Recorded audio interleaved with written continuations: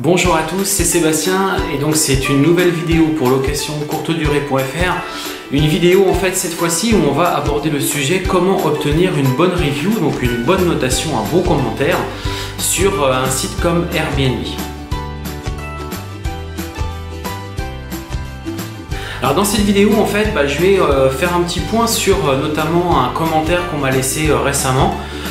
Une personne qui se plaignait en fait, qui disait voilà, moi je mets tout en place, je propose des VTT, je propose de faire le petit déjeuner, je fais vraiment tout bien, je soigne vraiment l'accueil de mes voyageurs, de mes guests. Tout se passe bien, ils sont contents quand ils sont sur place, etc. Et puis finalement, quand je visualise la notation c'est pas une 5 étoiles, c'est 4 étoiles sur 5 de notation générale par exemple. Et sur certains points en fait, ce qu'elle indique, c'est que par exemple sur le rapport qualité-prix, elle a eu 4 étoiles sur 5.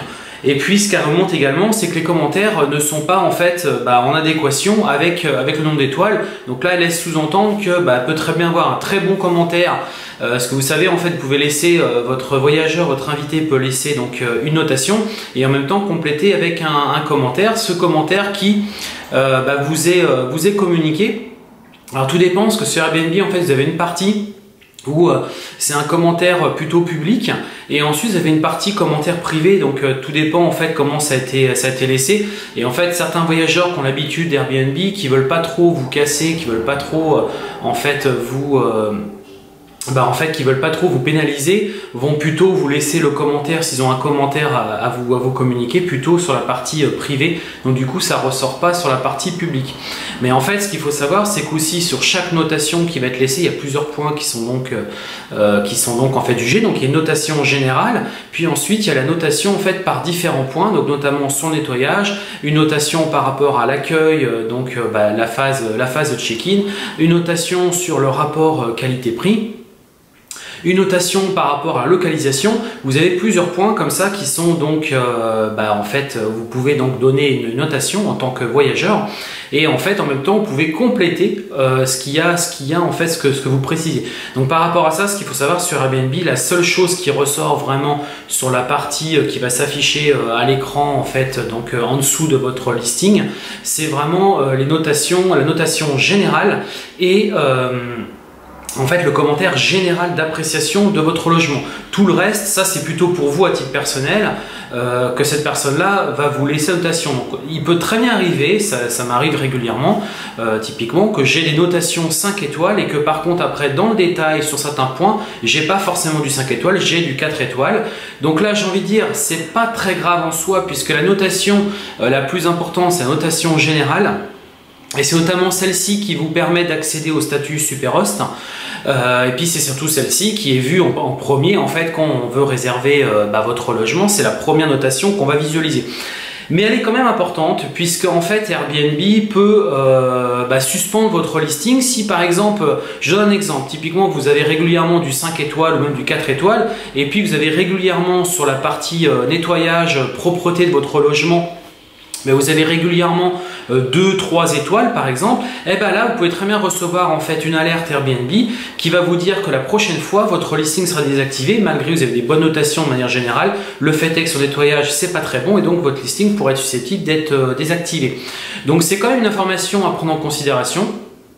Mais pour la partie client, pour la partie visibilité sur Airbnb, sur la partie vraiment listing, description de votre listing, c'est vraiment la notation générale. Donc ça c'était pour un rappel global du fonctionnement de la notation sur Airbnb. Alors pour répondre ensuite par rapport à ce que cette personne m'indiquait, me demandait en fait quand elle comprenait pas, elle me dit mais moi je comprends pas, je fais vraiment tout bien, je fais les petits déjeuners, je laisse des VTT, je fais des guides par rapport aux sorties, je suis tout le temps en communication avec les guests, bref je fais tout pour que tout se passe bien et au final j'ai pas j'ai des bonnes notations, j'ai un 4 étoiles mais j'ai pas un 5 étoiles. Alors moi ce que je lui ai répondu et ce que vous devez retenir de ça, c'est que alors déjà vous avez des personnes qui sont plus ou moins susceptibles que d'autres, vous avez des personnes qui fixent un niveau de qualité vraiment top au maximum et puis vous avez des personnes aussi qui en fait, tout simplement, vont par exemple prétexter que rien n'est jamais parfait et qu'on peut toujours s'améliorer, que le fait de laisser un 4 étoiles, c'est une façon d'indiquer que c'était très bien, mais on peut toujours aller chercher au-dessus. Moi, je connais des personnes qui fonctionnent comme ça. Le problème, c'est que vous, ça vous arrange pas du tout, parce que c'est la notation générale qui va être laissée, c'est pas celle-ci que vous voulez obtenir pour obtenir vos futures réservations. Donc, ce qu'il faut retenir de ça, c'est que effectivement, ça peut être encourageant de vous dire j'ai un 4 étoiles, ça vous donne le côté un petit peu dynamique, enfin le côté challenge, il faut absolument obtenir 5 étoiles, donc ça c'est plutôt intéressant, mais ça vous pénalise au final parce que vous n'avez pas notation 5 étoiles, vous n'allez pas pouvoir prétendre au statut super host, et puis ça se voit sur votre listing, au bout d'un moment vous allez voir le curseur va être plus proche du 4 étoiles finalement que du 5 étoiles, donc ça peut être un peu gênant. Alors déjà numéro 1, dites-vous bien qu'il y a des personnes qui de toute manière, même si vous faites tout dans les règles de l'art, ils seront toujours en fait, ils vous laisseront pas forcément le 5 étoiles. Donc ça déjà, il faut bien l'intégrer. Il faut pas forcément vous remettre en question systématiquement. Alors si effectivement, c'est ce que je dis, si vous allez vous donner une plage de 10 reviews, si sur les 10 reviews, effectivement, vous avez tout le temps du 4 étoiles alors que vous devriez avoir du 5 étoiles, là, il faut se poser des questions. C'est là où c'est intéressant de comprendre ce qui se passe. Par contre, si c'est une fois de temps en temps, ça peut arriver, il faut l'accepter. Alors ensuite, ce qu'elle me dit, c'est qu'en fait, elle a des très bons commentaires, c'est-à-dire que les personnes laissent un très bon commentaire, mais par contre, derrière, ils vont, alors c'est ce que je lui indiquais, si effectivement, sur la notation générale, elle a un 5 étoiles, qu'elle a un très bon commentaire dans la partie générale, mais qu'en dessous, certains points, ils ont été peut-être mis que 4, voire même 3 étoiles, c'est pas très grave en soi, il faut absolument pas en tenir compte, puisque la note, encore une fois, je le reprécise, ce qui est le plus important, ce qui va être en fait retenu, c'est la notation générale. Après, les notations dessous, c'est plus pour vous et c'est plus pour en fait la team Airbnb qui, elle, en fait, avec leurs algorithmes, vont en fonction de s'il y a trop de mauvais points à corriger, vont vous le signaler et vont vous dire qu'est-ce que vous avez prévu, quelles sont les étapes que vous avez prévues par la suite pour remédier à ça. Donc ça, c'est juste pour vous, votre partie interne et la partie, on va dire, relation avec Airbnb. Donc c'est pas très grave en soi. Alors si par contre, effectivement, vous obtenez régulièrement des 4 étoiles et au lieu des 5 étoiles, déjà par exemple typiquement sur le rapport qualité-prix, moi la première chose que je lui dis, c'est qu'en fait le voyageur lui dit ce qu'elle me dit, oui mais moi je me suis mis déjà en dessous du prix que je m'étais fixé au départ. Oui mais est-ce que déjà le prix qu'elle a fixé au départ n'était pas un prix surélevé? Est-ce que le listing n'était pas nouveau? Tout ça c'est vraiment très important. Quand vous démarrez un listing sur Airbnb, il ne faut pas vous mettre au prix marché voire plus cher, il faut vous mettre au contraire en dessous parce que vous démarrez, donc déjà il faut vous mettre le moins cher possible. Ce qu'il faut bien vous dire, c'est que l'objectif c'est bien entendu d'aller louer au meilleur prix, ça c'est évident. Quand vous démarrez, vous êtes obligé d'aller chercher sur le prix, ça va être un des critères, il y en a d'autres, mais ça va être un des critères qui va vous permettre d'obtenir rapidement des reviews, des commentaires et de prendre rapidement des réservations. Mais ensuite, après, il faut très rapidement effectivement arriver au prix du marché. Donc, le prix du marché, c'est pas vous qui allez forcément le fixer, c'est en fait finalement l'offre et la demande. Donc, c'est à vous déjà d'évaluer par rapport en fait à la saisonnabilité sur votre logement. Puis, c'est également aussi à vous de regarder un petit peu ce qui se passe aux alentours de vous sur des listings qui sont plus anciens, qui par exemple ont 1 ou 2 ans, qui ont plus de recul. C'est très facile en fait de vérifier en fonction du bien quel prix est à peu près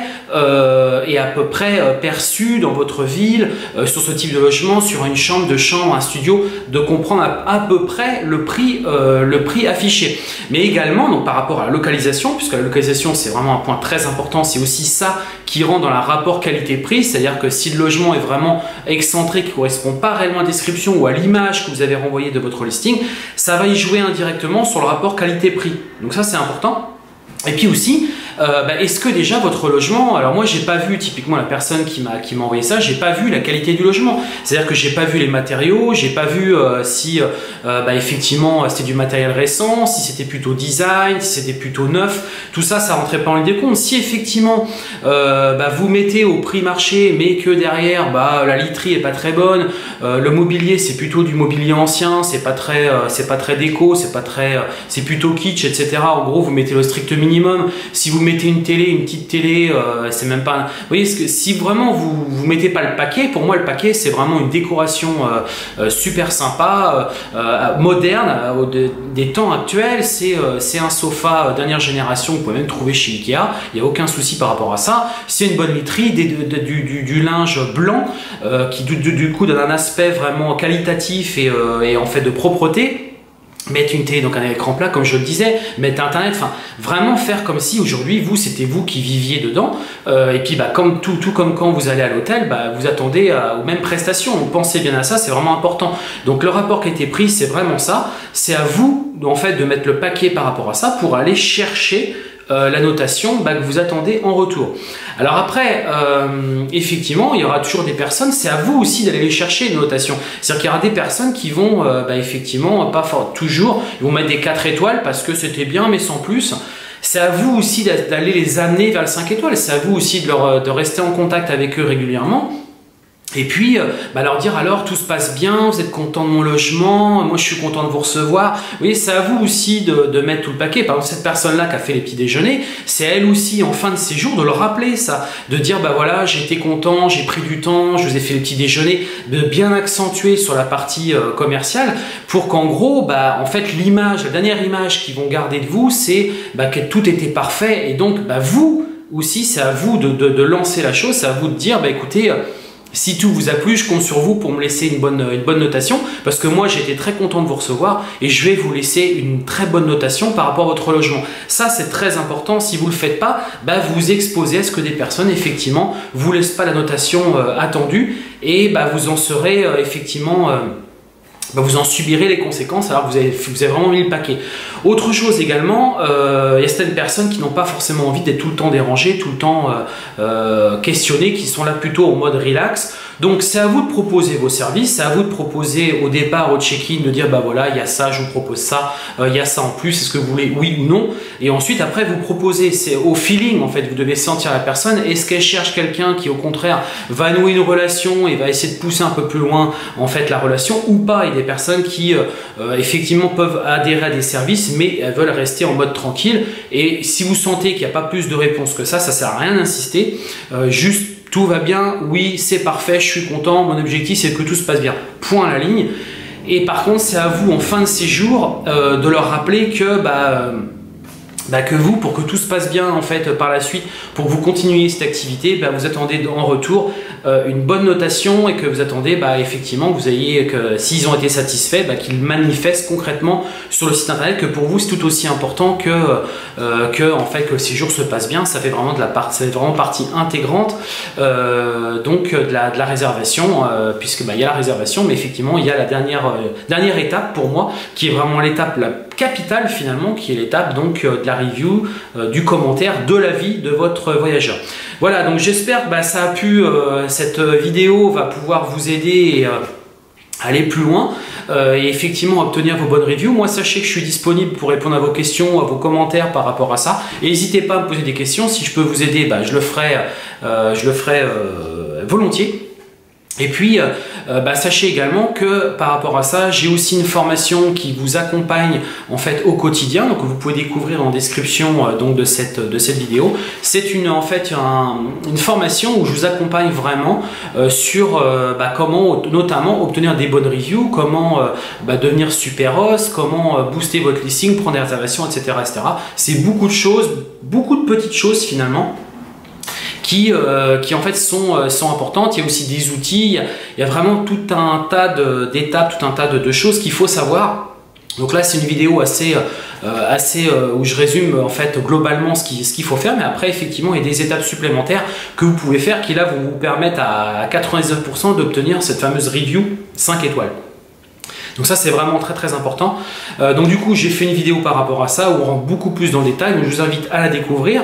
En parallèle vous pouvez télécharger si vous ne me connaissez pas, moi je suis Sébastien, donc je suis vraiment un expert en location courte durée. C'est une activité que je pratique depuis maintenant plus de 5 ans, à l'étranger notamment. Donc c'est une activité qui pour moi est très très importante aujourd'hui, sur laquelle je prends beaucoup de plaisir en fait à réaliser cette activité. Puis c'est pour ça que je fais des vidéos et que je partage en fait ce que je sais, les informations que moi je possède. J'utilise des outils, je développe même des outils.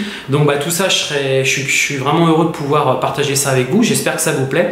Donc j'ai préparé en parallèle un petit guide gratuit un petit guide sur l'immobilier, sur en gros pourquoi il y a un intérêt en fait à se lancer dans la location courte durée, tout simplement pour aller chercher plus de revenus. Donc tout ça, j'explique tout ça dans un guide, donc je vous propose de télécharger. Et dans ce guide là, également vous avez une introduction en fait sur la location courte durée, comment ça marche, comment on peut faire, quelles sont les étapes, etc. Donc tout ça, vous retrouvez ça dans ce guide que je vous invite donc à télécharger juste ici, guide gratuit. Vous allez en fait en bas de la description, dans la description de cette vidéo, vous allez trouver un lien, vous cliquez et en fait vous pouvez télécharger ce guide qui est gratuit. Et en parallèle, je vous invite à vous abonner et à laisser un gros pouce bleu sur ma chaîne YouTube s'il vous plaît, parce que c'est pour moi très important.